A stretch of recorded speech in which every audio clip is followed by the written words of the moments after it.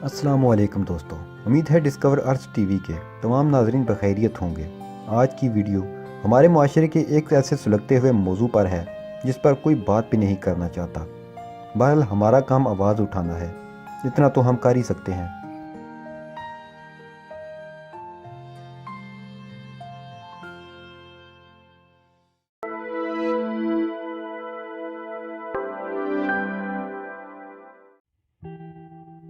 ہم میں سے زیادہ تعداد ان لوگوں کی ہے جنہوں نے اپنی زندگی میں کبھی خواجہ سرا عرف عام خسرے ہجڑے کا جنازہ نہیں پڑھا یا دیکھا۔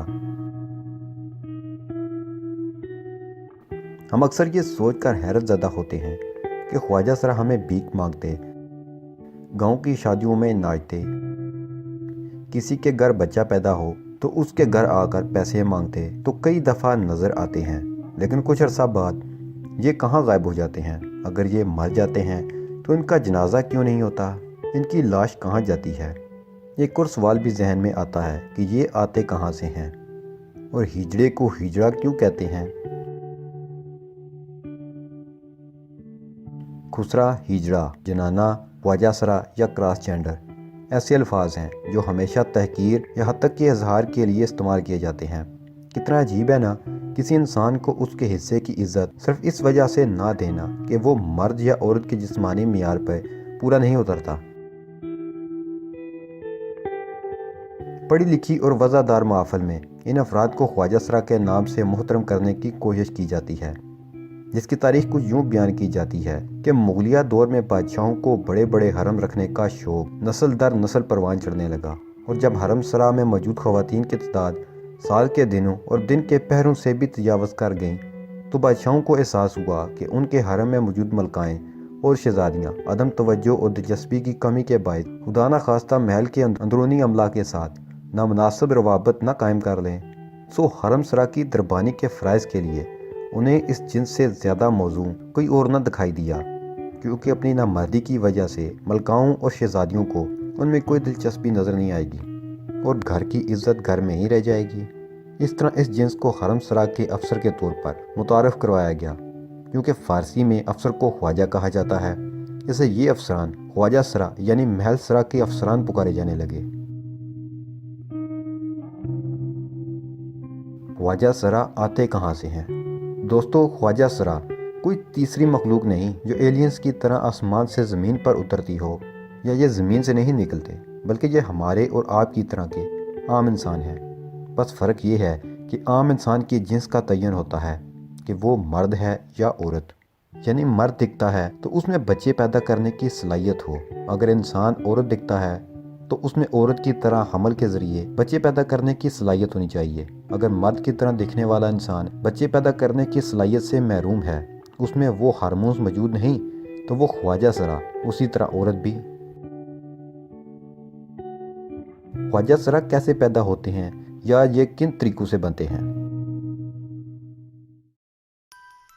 دوستو، خواجہ سرا 3 طریقوں سے بنتے ہیں یا دنیا میں آتے ہیں۔ ہر انسان میں 23 کروموسومز کے جوڑے پائے جاتے ہیں اور ہر جوڑا 2 کرومیٹن پر مشتمل ہوتا ہے، یعنی مجموعی طور پر 46 کرومیٹن پائے جاتے ہیں۔ کرومیٹن کی شکل کو دیکھا جائے تو یہ انگریزی زبان کے حروف ایکس وائی سے ملتے جلتے ہوتے ہیں، اس لیے ان کو ایکس وائی کروموسومز کہا جاتا ہے۔ عورت میں تمام ڈبل ایکس اور مرد میں تمام ایکس وائی کے جوڑے ہوتے ہیں۔ حملات کے دوران اگر مرد ایکس کروموسوم کا تبادلہ کرے تو عورت کے پاس ڈبل ایکس ہیں تو بچی کی پیدائش ہوگی، اگر مرد وائی کروموسومز دے تو بچہ پیدا ہوگا۔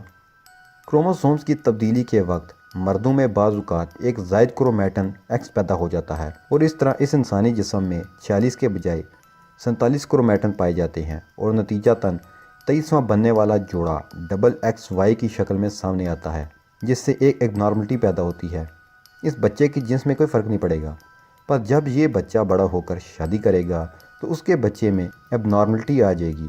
یہ اپنے زائد ایکس کروموسومز کو ماں کے 2 ایکس کے ساتھ مل کر ٹرپل ایکس بھی بنا کر عورت دکھنے والا خواجہ سرا پیدا کرے گا، یا وائی دے کر مرد دکھنے والا خواجہ سرا پیدا کرے گا، یعنی اولاد بیٹا ہوگا، بیٹی یا خواجہ سرا۔ اس میں ماں کا کوئی عمل دخل نہیں، یہ جو بھی ہوا باپ کی طرف سے ہوا۔ خواجہ سرا کے آنے کا دوسرا طریقہ یہ ہے کہ انسان بچے پیدا کرنے کی صلاحیت سے محروم ہو جائے۔ اگر اچانک اس صلاحیت سے محروم ہو جائے تو وہ خواجہ سرا کی فہرست میں آ جائے گا، اور اگر وہ خود آپریشن کروا کر اس صلاحیت سے محروم ہو جائے تو بھی اس فہرست میں شامل ہو جائے گا۔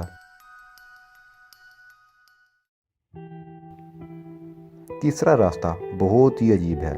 ہم سب جانتے ہیں کہ ہمارے معاشرے میں اخلاقی پستی عروج پر ہے۔ لوگ شادی شدہ زندگی کی طرف راغب ہونے کے بجائے عملے قوم لوط کی طرف مائل ہیں۔ ہر روز ہمیں کم عمر بچوں کے ساتھ زیادتی کی خبریں ملتی ہیں، اس کے ساتھ شادی بیاہ پر بھی کسرے نچوائے جاتے ہیں۔ اس کے ساتھ ہمارے معاشرے کی اخلاقی پستی کی وجہ سے خواجہ سرا کو خاندان والے اپناتے نہیں۔ دے دے ان کو ہی دے دے، ہم اس کو رکھ کے بھی کیا کریں گے؟ چل ہائے جسے بھگوان نے نہیں اپنایا اسے انسانوں کا یہ سماج کیا اپنائے گا؟ لا میرا بچہ۔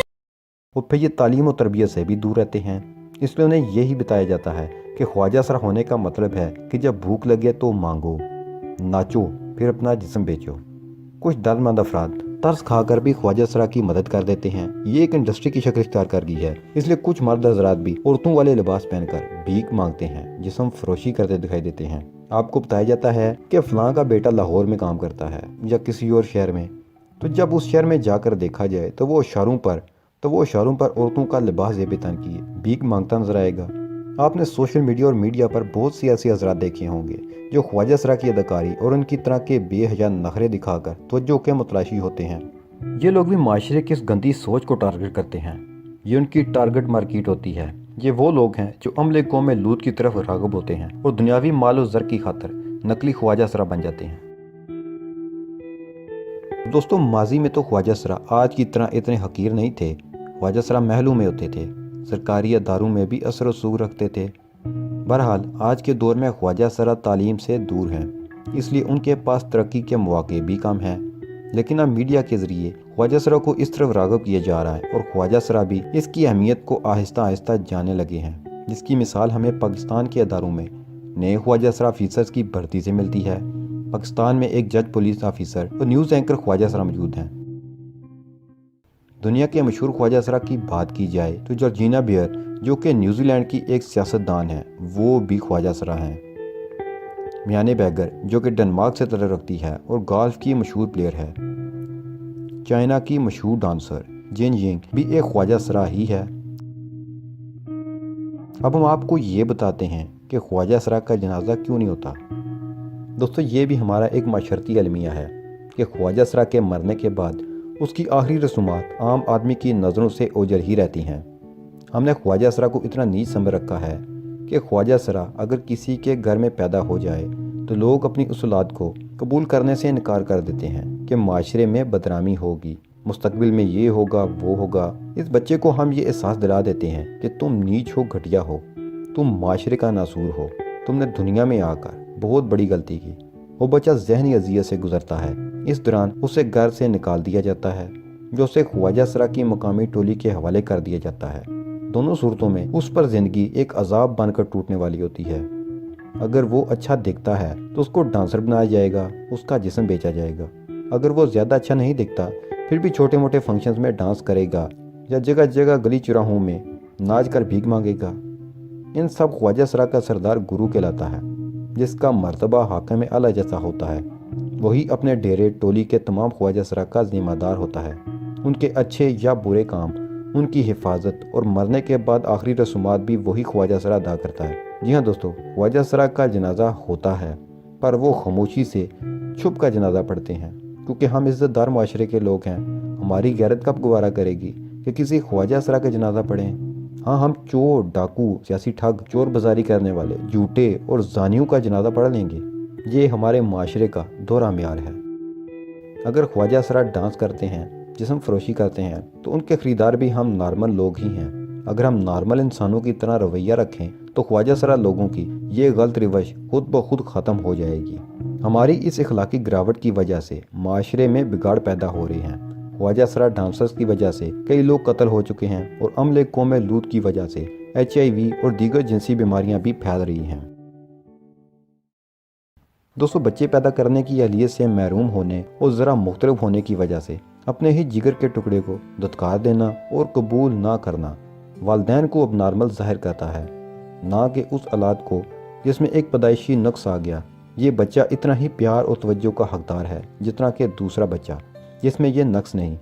والدین کو یہ سمجھنا چاہیے کہ اس بچے کی پیدائش کی وجہ آپ ہیں، بچہ خود سے آپ کے گھر نہیں آ گیا۔ اگر بچے میں کوئی نقص آیا ہے تو وہ بھی آپ کے نقص کی وجہ سے آیا ہے، یعنی اس بچے کے نقص کے ذمہ دار آپ والدین ہیں۔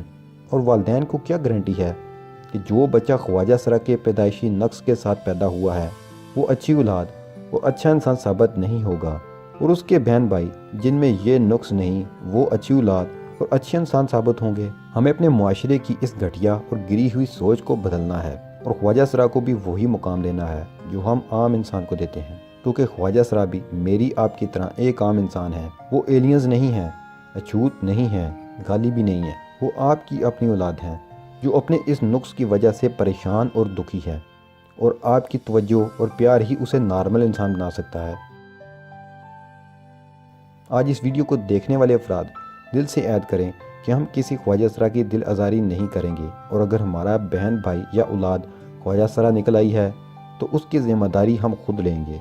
اتنا تو کر ہی سکتے ہیں نا کہ اسے ظالم معاشرے کے سامنے بے یار و مددگار نہ پھینک دیں، کیونکہ آپ کے اندر بھی کوئی بھی نقص آنے میں دیر نہیں لگے گی، بیماری پوچھ کر نہیں آتی۔ اگر ہم کسی خواجہ سرا کی دل آزاری کرنے سے پہلے خود کو اس کی جگہ رکھ کر سوچیں تو شاید حالات مختلف ہوں۔